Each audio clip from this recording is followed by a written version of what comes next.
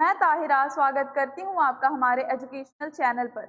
आज जिस बारे में हम बात करने वाले हैं वो एग्ज़ाम के लिए भी रेलेवेंट है, क्योंकि आज हम भारत के इतिहास के उस मोड़ की बात करेंगे जिसने एक साम्राज्य की दिशा ही नहीं बल्कि एक सम्राट का हृदय भी बदल दिया। हम बात कर रहे हैं कलिंग युद्ध की, तो केवल एक सैन्य विजय की गाथा नहीं बल्कि एक ऐतिहासिक और हृदय परिवर्तन संघर्ष है।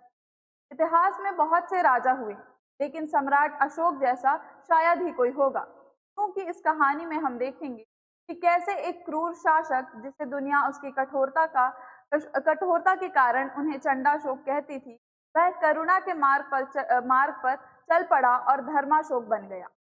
आज के इस सत्र में हम गहराई से समझेंगे कि युद्ध की अग्नि से शांति का प्रकाश कैसे निकला और इस महान परिवर्तन का सबसे बड़ा प्रमाण उनके द्वारा खुदवाए गए शिलालेख हैं, जो आज हजारों वर्षों बाद भी हमारे बीच मौजूद हैं। कलिंग युद्ध कब और कहां हुआ, यह जानना हर छात्र के लिए जरूरी है, क्योंकि यह युद्ध 261 ईसा पूर्व में सम्राट अशोक के राज्य अभिषेक के ठीक 8वें वर्ष में मौर्य काल के दौरान लड़ा गया था। इस भीषण संग्राम का स्थान वर्तमान उड़ीसा राज्य में धौली के निकट दया नदी का मैदान था, जिसका तट इस खूनी मंजर का गवाह बना और आज भी वहां बना शांति स्तूप हमें इस इतिहास की याद दिलाता है। इस महासंग्राम के मुख्य पात्र एक तरफ मौर्य सम्राट अशोक थे, वहीं दूसरी तरफ अपनी आजादी के लिए लड़ते कलिंग के वीर नागरिक थे, जिनकी राजधानी उस समय तोशली हुआ करती थी। आप कल्पना कीजिए कि एक तरफ मगध की विशाल सेना और दूसरी तरफ अपने स्वाभिमान के लिए खड़ी कलिंग की सेना के बीच हुआ यह युद्ध अशोक के जीवन की दिशा को पूरी तरह बदलने वाला साबित हुआ। अशोक की नजर कलिंग पर ही क्यों थी? इसका कारण यह है कि कलिंग कोई साधारण राज्य नहीं था, बल्कि यह एक ऐसा अजेय और स्वाभिमानी स्वतंत्र राज्य था जिसे नंद वंश के पतन के बाद से कोई भी मौर्य शासक जीत नहीं सका था। कलिंग का व्यापारिक महत्व बहुत अधिक था, क्योंकि इसका दक्षिण भारत और दक्षिण पूर्व एशिया के जावा और सुमात्रा जैसे व्यापारिक मार्गों पर सीधा नियंत्रण था और प्राचीन ग्रंथों के अनुसार यह क्षेत्र अपने सर्वोत्तम कोटि के हाथियों के लिए पूरे विश्व में प्रसिद्ध था। साथ ही कलिंग की समुद्री शक्ति, यानी उसकी विशाल नौसेना और मजबूत बंदरगाह मौर्य साम्राज्य के लिए एक बड़ी चुनौती थी, जिसे जीतना अशोक के लिए आर्थिक और सामरिक दृष्टि से अनिवार्य हो गया था। क्योंकि मगध की थल सेना भले ही बड़ी थी, लेकिन कलिंग की नौसेना उस समय तकनीकी रूप से बहुत उन्नत मानी जाती थी। युद्ध कभी अचानक नहीं होते, उनके पीछे हमेशा गहरे कारण होते हैं, और अशोक के कलिंग पर आक्रमण के पीछे 3 प्रमुख कारण छिपे थे। पहला कारण था संपूर्ण भारतवर्ष को एक छत्र के नीचे लाने की अशोक की प्रबल महत्वाकांक्षा और साम्राज्य विस्तार की नीति, जिसे उनके दादा चंद्रगुप्त मौर्य ने शुरू किया था, लेकिन वह कभी कलिंग को पूर्णतः जीत नहीं पाए थे।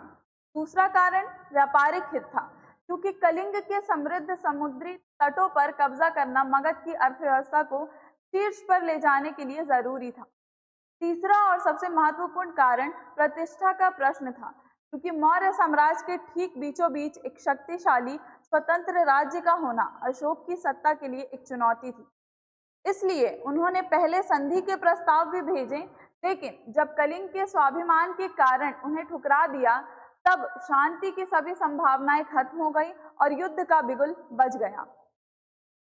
कलिंग युद्ध का परिणाम केवल हार और जीत नहीं था, बल्कि वह एक ऐसा महाविनाश था जिसने भविष्य के युद्धों के प्रति मानवता की सोच ही बदल दी।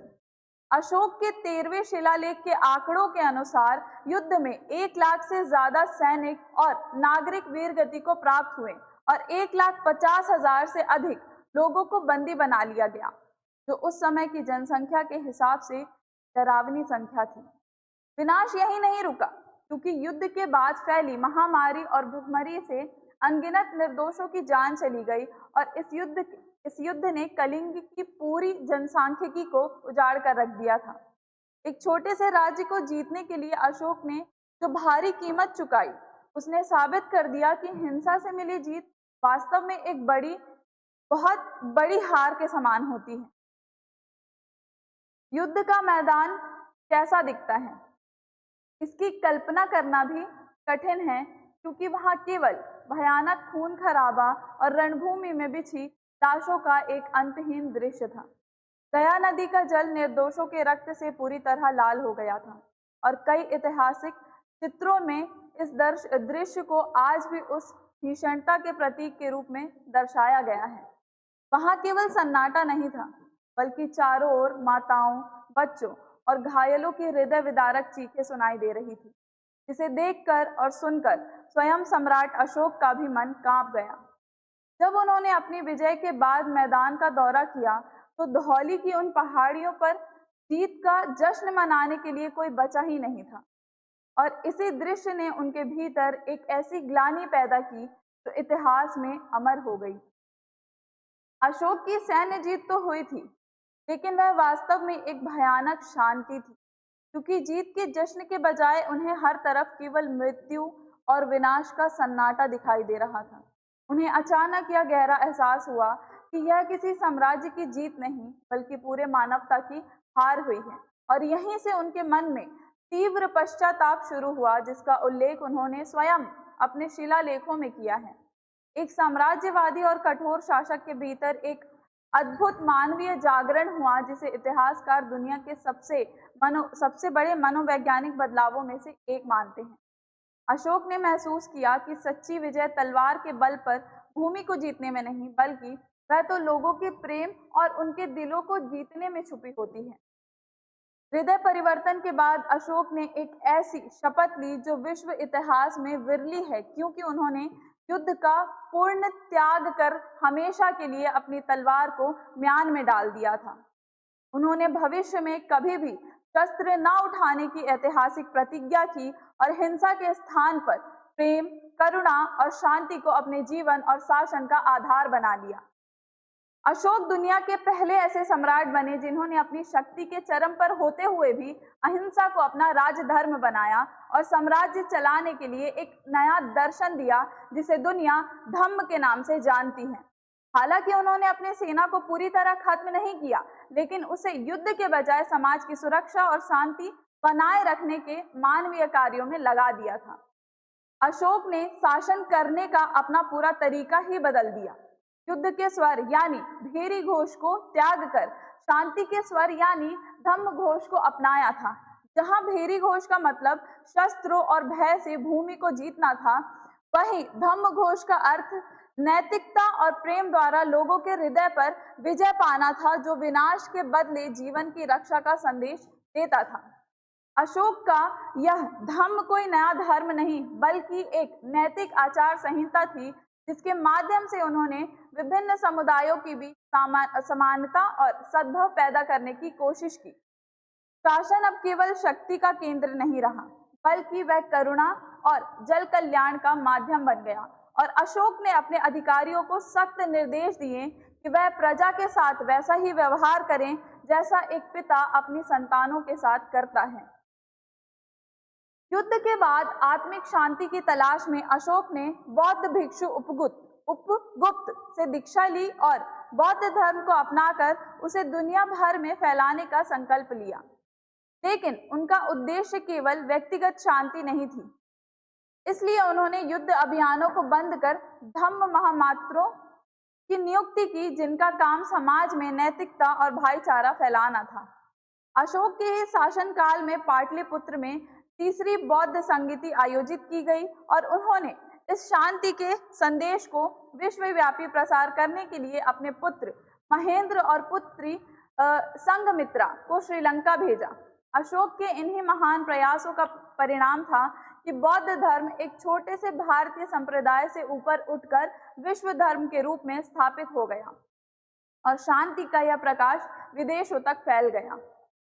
अशोक का धम्म केवल उपदेशों तक सीमित नहीं था, बल्कि उन्होंने उसे धरातल पर उतारते हुए अपने शासन को एक लोक कल्याणकारी राज्य का सबसे उत्तम उदाहरण बना दिया। उन्होंने जनता की सुविधा के लिए सड़कों पर जाल बिछाया, जगह जगह कुएं खुदवाए, यात्रियों के लिए सराय बनवाई और सड़कों के किनारे बरगद व आम जैसे छायादार वृक्ष लगवाए।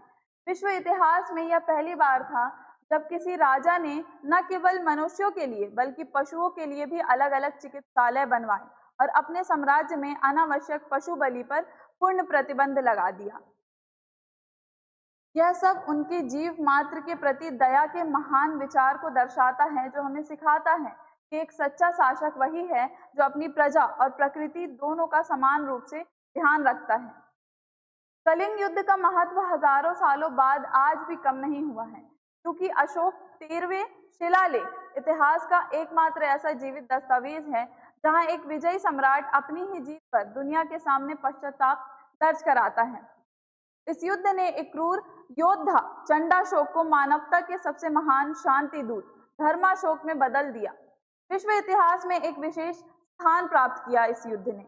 अशोक की यह अहिंसक विरासत आज भी हमारे देश के राष्ट्रीय गौरव में जीवित है, क्योंकि हमारे तिरंगे के बीच स्थित 24 तीलियों वाला अशोक चक्र उनके धम्म चक्र का ही स्वरूप है।